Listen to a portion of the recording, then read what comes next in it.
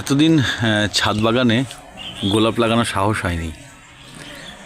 হনুমান আসতো, সব গাছগুলোকে ভেঙে দিত।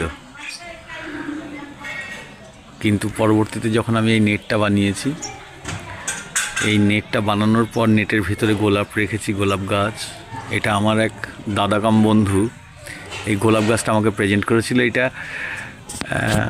ওনার নাম হচ্ছে আমাদের শ্যামাসুন্দর বাগচি।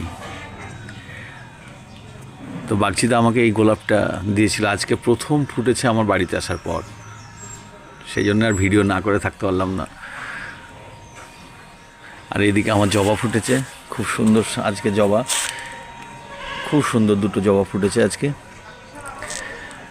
আর এদিকে এই জবাটা ফুটেছে, এটাও খুব সুন্দর জবা, খুব সুন্দর লাগছে জবাটাকে। এখানেও আর একটা জবা ফুটেছে আমার।